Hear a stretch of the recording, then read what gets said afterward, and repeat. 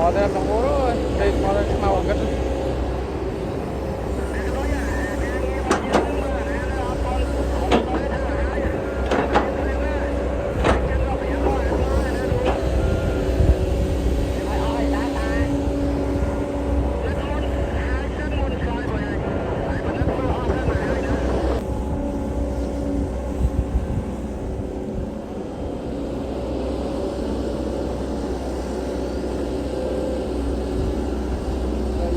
cái bán không đây tu cái bán không đây tu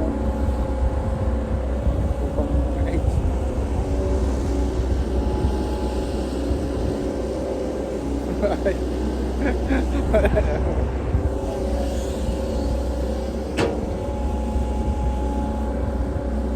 cầm tiếp cầm lấy ca nghi một bốn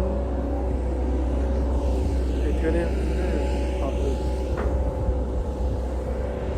có bao râu chấm lạnh cắt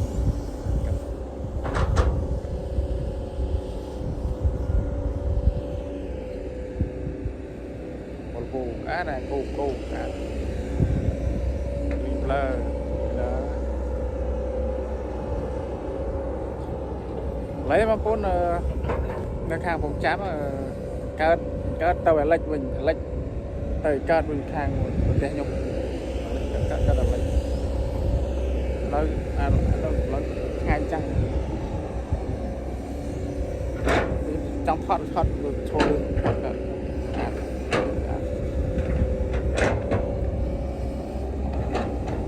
thôi số thoát nó có nhau luôn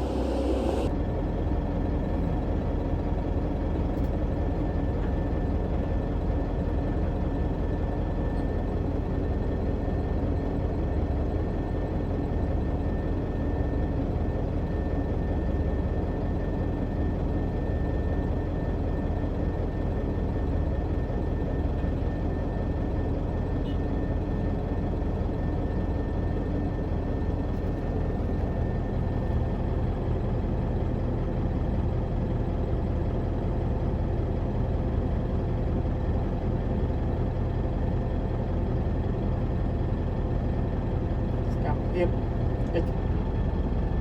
đây đây số yêu luôn rồi cà đấy làm rồi đây số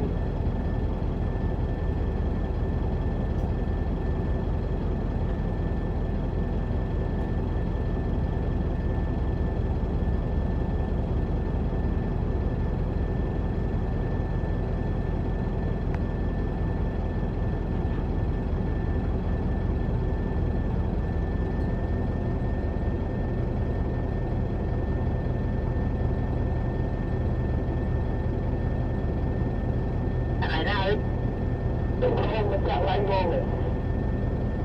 chặt lại cái món này lại mình đục đây nó chầm màu vàng chỗ lắm alo